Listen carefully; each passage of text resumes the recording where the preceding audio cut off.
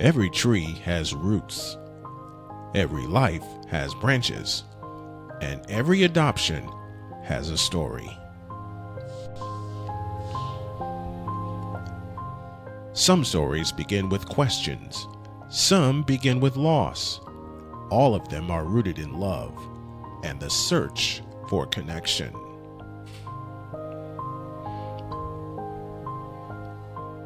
This is Janet Monroe, and this is Roots and Branches, Adoption Stories, a podcast where real stories take root and grow.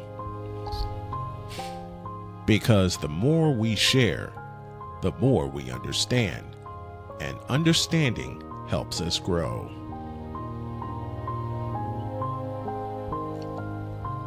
Now, here's Janet Monroe. Don't let what you don't know prevent you from sharing what you do know. That was a powerful statement that I heard last weekend at a conference in Dallas, Texas, and it resonated deeply with me. I have to admit, I don't know much about podcasting. What I do know is that there are millions of adoption stories that need to be told. I know that many women have been in the same position I was in. Many are in that position right now, and many more will be in the future. This podcast has been on my mind for a long time, and now is the time to do it. Roots and Branches is a tribute to my son, who was adopted at birth. We had what we called an Oprah story, or maybe a Hallmark movie would be more appropriate. We had our happily ever after, until we didn't.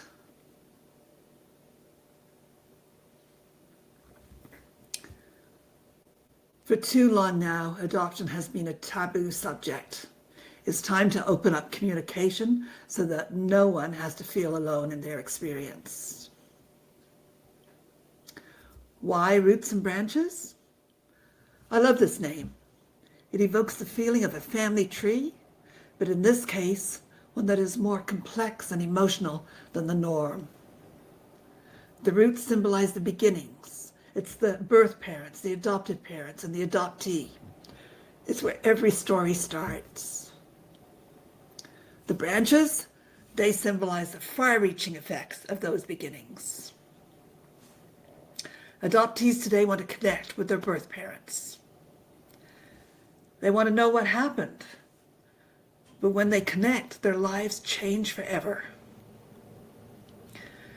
They find out that life went on without them.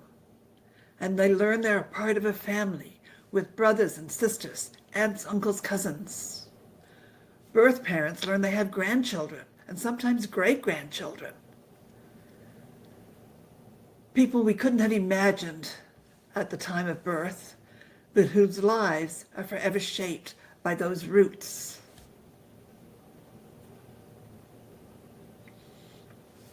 Did you know that there's over 6 million adoptees between the US and Canada? Each one has a story.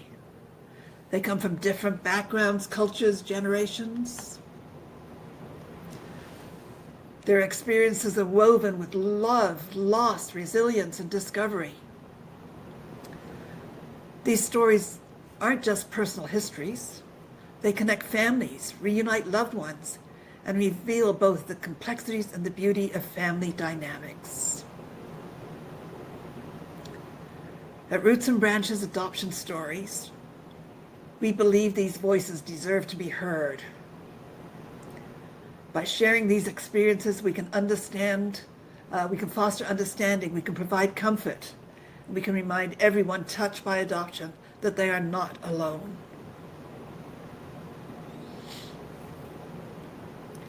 Each week, we'll share stories from adoptees, adoptive families, and birth parents. Stories filled with love, challenges, growth, and hope. Some will make you smile, and some may break your heart. But every one will give you a deeper understanding of how adoption weaves its way through families, generations, and lives. That's your introduction to the purpose of Roots and Branches.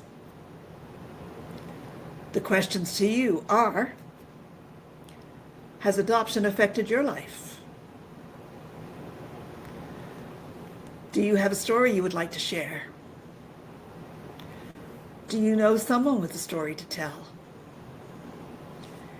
If so, please check out the Roots and Branches AdoptionStories.com website or call 615-870-6433. We would love to hear from you.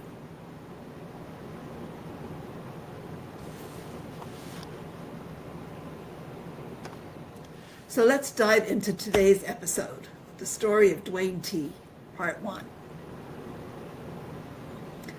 My name is Janet. I'm not just your host here on Roots and Branches Adoption Stories. I am a root. I am a birth mother.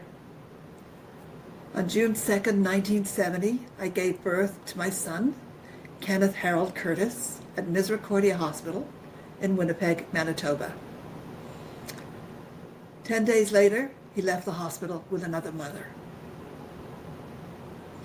For nearly 47 years, I wondered about him, who he became, where he was, and if I would ever hear that voice. Then on April 30th, 2017, my life changed forever. That's the day we spoke for the very first time. His name is Dwayne now. He sent me a message saying it would be really okay to call and gave me his number. And it was the way that message was worded, it would be really okay, that made me pick up the phone and make that call. He said hello, and before I could say anything, he said, I have 3 things I need to tell you. First, he said, I am okay. My life is great. I'm happy. I don't want anything from you, but I would like to get to know you. Hearing that was a relief. Relief that he was okay. Relief that his life was happy and great. Most of all, relief that he did not appear angry. Those words also gave me my first impression of how amazing his mom and dad were. Second, he said, thank you for giving me life. Those words brought tears to my eyes. And then he dropped the biggest bombshell of them all. He said, you have 3 grandchildren and 5 great-grandchildren. And that's when my world just exploded. And the memories just overwhelmed me. I went from wondering about one son who was still a baby in my mind, a beautiful red-headed baby boy that I'd held for a total of 5 minutes before he was taken away, to realizing I had a whole new branch of family I had never even imagined. I had never pictured him growing up, getting married, having children of his own. I was kind of locked in time. To be honest, I hadn't given any thought to how we would relate to each other once we connected. I'd never imagined a future with him in it. I'd always wondered if his feelings of abandonment would permeate his whole life. But this moment of connection, of learning and understanding, is at the heart of why I created this podcast. Adoption stories are about roots, where we come from, but also about the branches that grow beyond what we could ever foresee. In today's episode, I want to take you through my story, what it was like to be a young woman making that difficult decision to place my child for adoption, what I learned from that first conversation with Dwayne, and how our relationship has grown since then. My hope is that sharing this journey will resonate with anyone who has been touched by adoption in any role.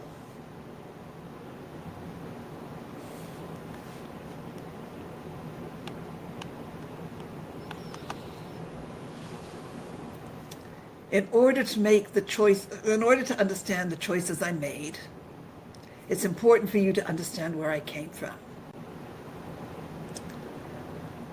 I was born in England to Henry and Winifred and was a sister to Valerie. In 1958, when I was a child, we emigrated to Canada and settled in Winnipeg. My dad was an electrical engineer. My mom was a stay-at-home mom. To me, we were a typical middle-class family.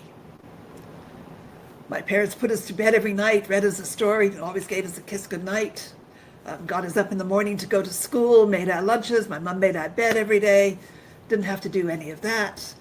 We had a 2-week vacation most summers, which was a camping holiday.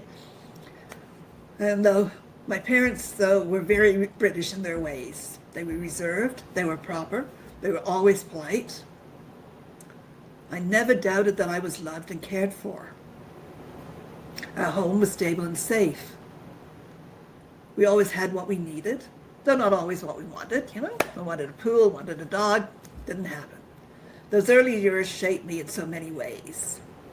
They gave me a sense of responsibility, a grounding in family values, and an understanding of sacrifice. But they also left me unprepared for some of the challenges I would face as a young woman, like the one that led to my son Dwayne entering the world and leaving in someone else's arms. As I share my story today, I hope it will give you a glimpse into not only the decisions I made, but also the world I came from and the foundation that shaped those choices.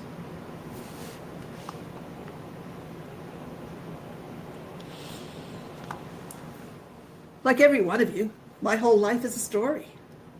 But this particular part starts in the summer of '69. At that time, those were the best days of my life. Thank you, Brian Adams. A summer that changed the course of my life in more ways than I could have imagined. At the time, my older sister Valerie had just graduated with a Bachelor of Education and earned her 3rd scholarship to study at a university in Europe. I had finished my first year of university where I was studying to be an accountant. But I was restless. I wanted to go somewhere different, somewhere no one in my family had been. So I took a job at the Arctic Circle Lodge on Great Bear Lake, deep in the Northwest Territories. I was 20 years old and I was going on a 2-month-long adventure. I was naive, I was excited, and I was thrilled to be far away from home, to be on my own. At the end of June, a group of us flew from Winnipeg to Yellowknife, and from there we took a seaplane to the lodge. Just imagine, the lake was still frozen. One of our first tasks was to take the boats out and rock them back and forth in order to break up the ice so that the seaplanes could land and bring in the guests. The whole thing was exhilarating. I could feel the thrill of being somewhere so completely different from anything I'd ever known. So there were 6 girls, young women, responsible for cleaning rooms, doing laundry, serving meals, helping in the kitchen, washing floors. And I have to say, to this date, I hate washing floors because every Wednesday we would have to scrub every guest room, 17 guest rooms, plus the main lobby area with SOS pads. So ladies, you can understand why I hate washing floors. Then there were 14 men who worked as fishing guides. We were a good group, and despite the hard work, we had an incredible summer. I loved the 24-hour daylight. I loved the chance to go fishing, to actually learn how to fish during our free time. I loved being able to take the boats out for little adventures around the lake, find some old prospectors' cabins, and even had a plane ride to a village on the Arctic Ocean called Tuktoyaktuk. And there I was able to purchase memorabilia for my family. The soapstone carvings, different Inuit products. World apart from Winnipeg. I soaked it all in. On our last night, we partied together and said our goodbyes before flying home on Labor Day. So in the movie Dirty Dancing, the camaraderie amongst the staff, minus the bad guy, of course, always reminded me of that summer. I came back knowing one thing for sure. I didn't want to sit behind a desk in an accounting job anymore. That summer had sparked something in me a love for the hospitality industry and the kind of freedom it promised, a love for working with people and meeting new people and talking to people and not stuck behind a desk. I couldn't have known then just how much that summer would shape my future. But as you'll hear, the lessons, the relationships and decisions from those months became pivotal moments in my life story.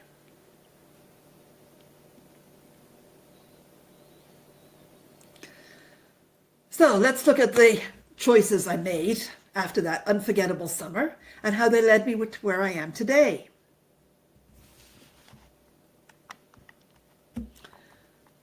So arriving home after that summer in the Northwest Territories, I felt invigorated. I had experienced a taste of freedom and adventure, and I knew I wanted more of it.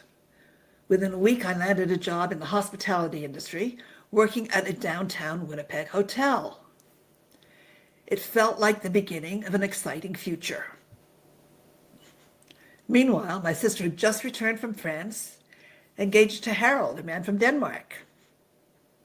She was glowing, filled with excitement as she planned her wedding abroad for the following summer. Her joy was contagious.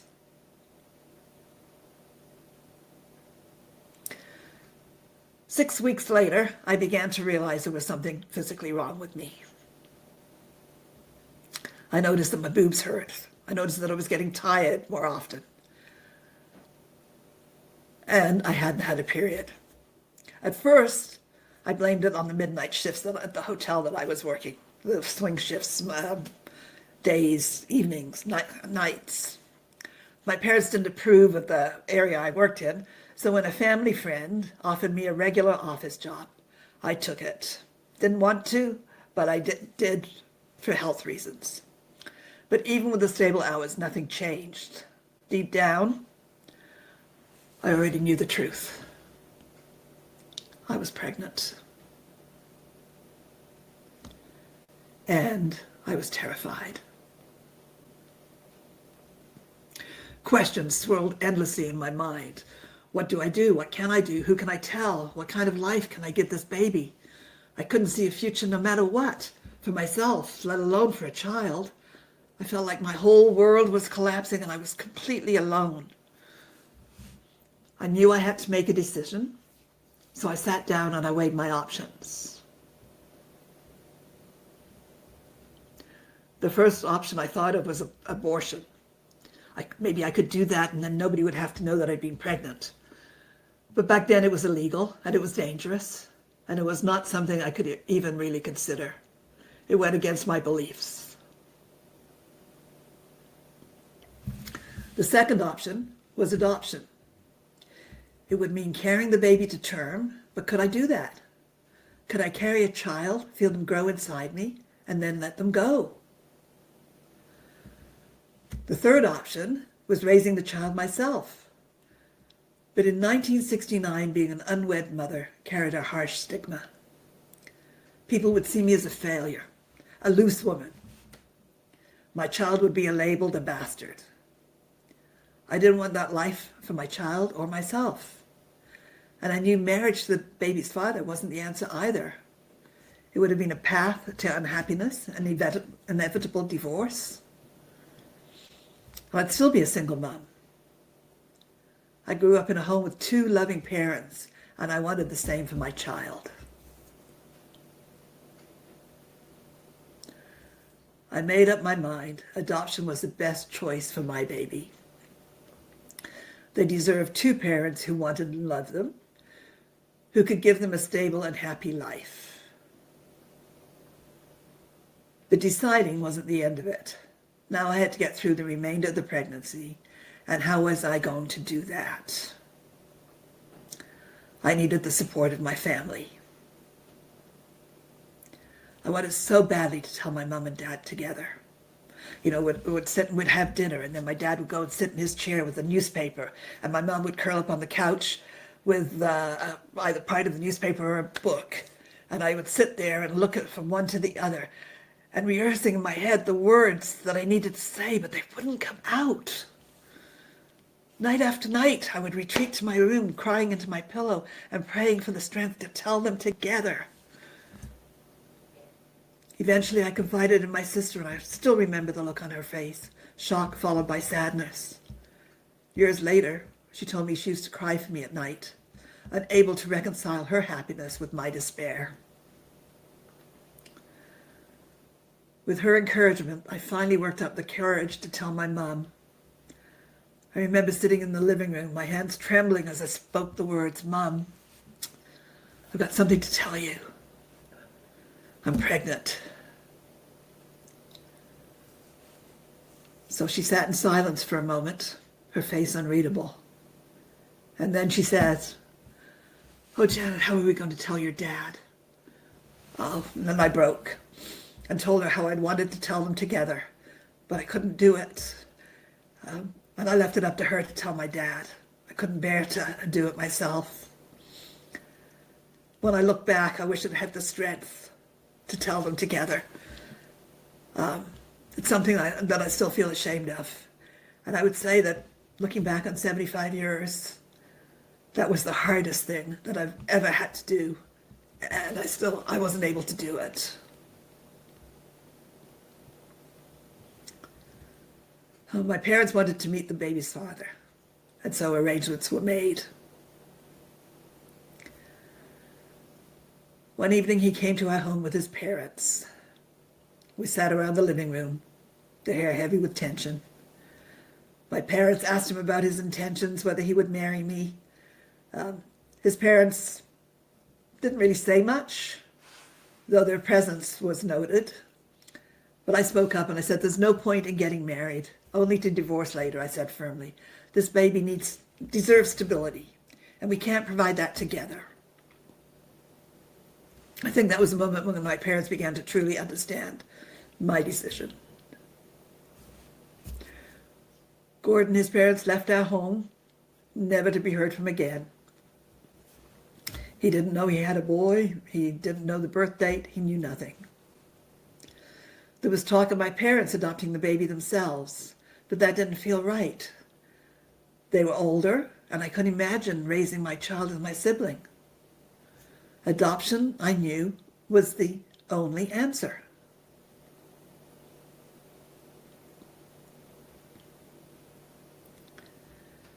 It was a heartbreaking choice, but it felt like the only one I could make. I didn't know what the future held, but I held on to the hope that my baby would find the life I couldn't give them, a life filled with love, opportunity, and joy.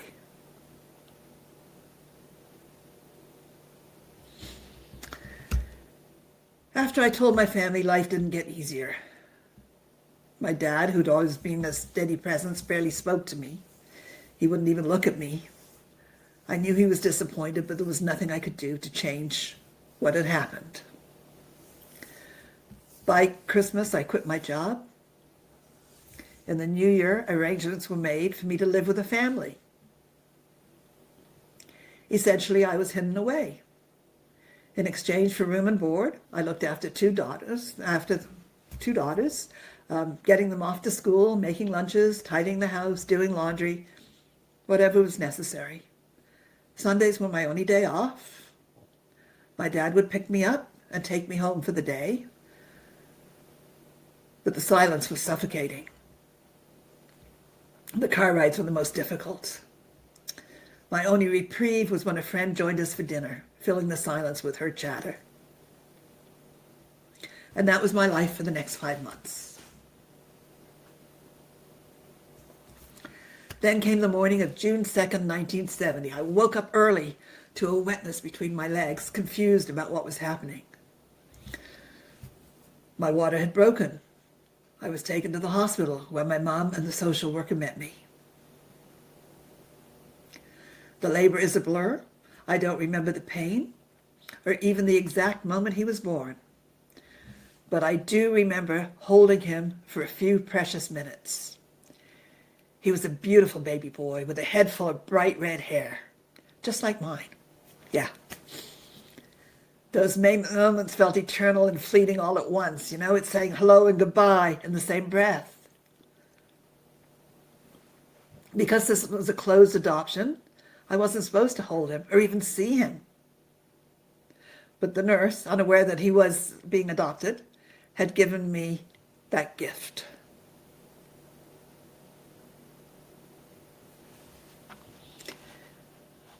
Adoption in those days was final and absolute. I signed away all rights to my son. I would never know who his adoptive parents were, and I would never see him again. All in all, I have to say that my own experience was better than so many others. At 21 years old at the time of birth, the choices were mine to make. But not everyone had that freedom.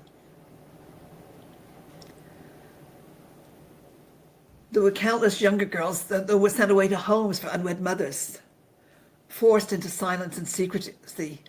They would give birth to a baby they were not allowed to see or hold, a child taken from them and sent to another family. Their futures were decided for them. And that there were babies born into even more difficult circumstances, children of rape or born into abusive households. Babies born to women that were struggling with addiction. In those situations, the choice often wasn't theirs to make. The complexity of these stories, the pain, the resilience, it all matters. These experiences shape the fabric of adoption in ways we cannot ignore. We need to listen. And that is the operative word, listen to the stories from the birth mothers and fathers to understand that in most circumstances, adoption does not mean abandonment. It means the best interest of the child as it was seen.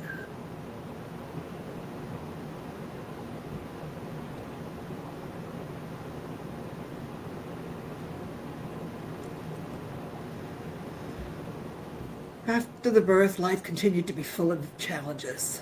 But Kenneth was never far from my thoughts. Every year on his birthday, I found myself wondering, how would life be different if we were together? Yet in my heart of hearts, I knew I had done what was best for him. That certainty gave me strength, even in moments of doubt.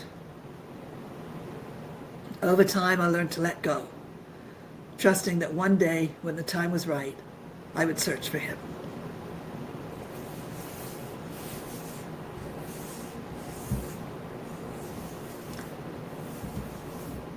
That summer, I traveled to Denmark for my sister's wedding.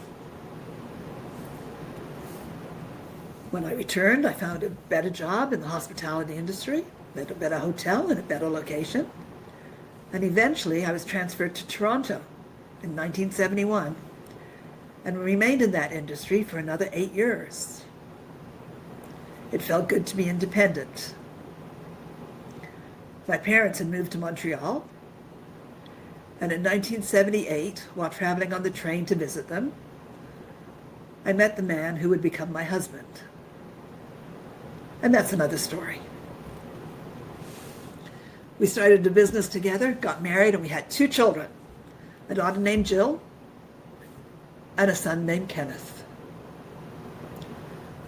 The name Kenneth wasn't a coincidence. It was a quiet tribute, a daily reminder of the son I lost.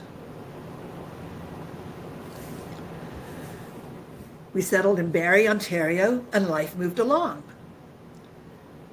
Then in 2004, I got a call that stopped me in my tracks. My dad told me he'd been contacted by the adoption agency. They had information about my son and provided a number I could call if I wanted to pursue it. But the timing wasn't right.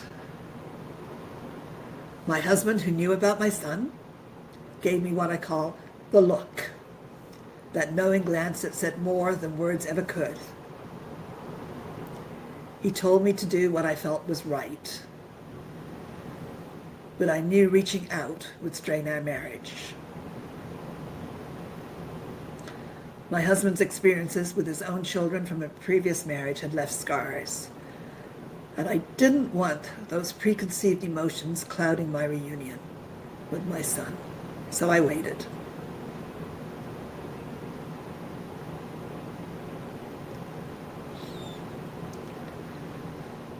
In 2014, we sold our business location and began preparing for retirement. 2 weeks later, my husband was diagnosed with stage 4 lung cancer, and he passed away on May 26, 2015.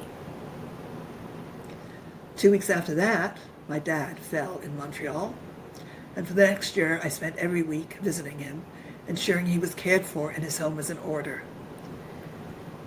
It was during this time, while cleaning out his house, that I found the letter. Tucked away in a filing cabinet, in a file under my name, was the letter from the adoption agency from 2004. Holding it in my hands, I knew the timing was finally right. In January of 2016, I made the call. The process was painstaking. Forms, notarizations, permissions, and patience. My dad passed away on May 25th, 2016. It would have been the same date as my husband if it had not been a leap year. I believe that my dad stayed to help me get through that first year without my husband. And I also spent more time with my dad that year than I had in the last 20. But we never discussed the pregnancy or my son. And my son did not get the opportunity to meet him. And after my dad was gone, I regretted that I didn't take that opportunity to ask him if at the time he was more disappointed in me or actually in himself for not really preventing me from what happened to me, but talking more openly about it in order to prevent it. So it was that following February when I got a letter telling me my son's name was Dwayne T. and giving me his last known address. But they said they hadn't been able to find him. And I was amazed at that, because his name was so unique. I imagine they'd done everything that they could to locate him. And when I read it, I'm thinking to myself, thank goodness his name isn't John Smith. So after I got the letter and looked at it, and I just Googled him. When you're looking for somebody, you Google, right? And I found a notice from a real estate agent that he had just sold a house to a Dwayne T. in Nashville. So clicking on his name took me to his Facebook page, which said he was born in Winnipeg. I sent him a message asking him if he was the Dwayne T. who had lived at this address. He did not respond.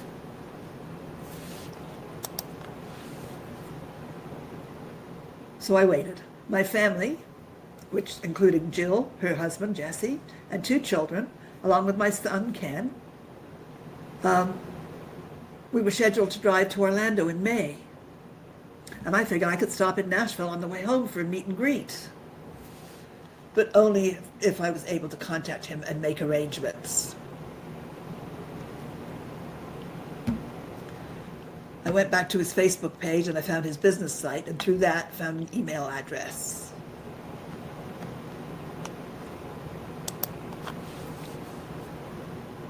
So it was a Saturday night when I wrote the email.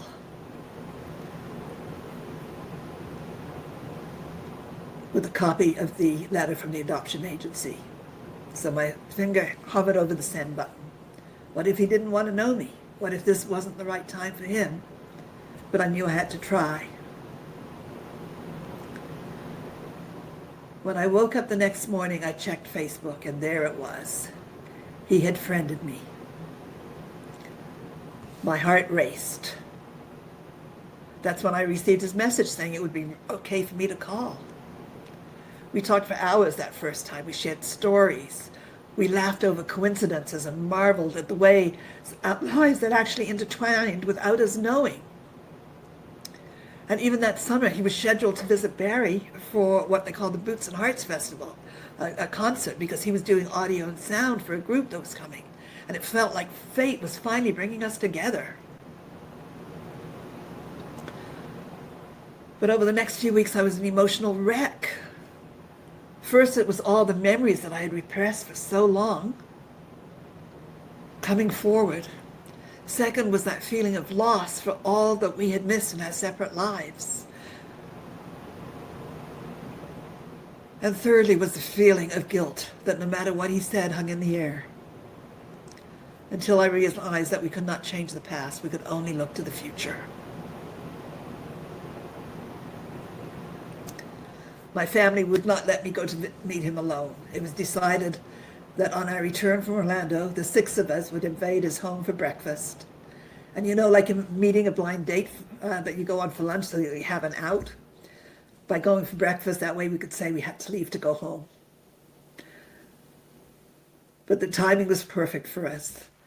We went for breakfast. We were there until 11 o'clock at night. As I said, the timing was perfect. The time was now. Ladies and gentlemen, thank you for listening. And please watch for the continuation of this story. As was said earlier, please contact Roots and Branches, adoptionstories.com, or call 615-870-6433 with your story or comments.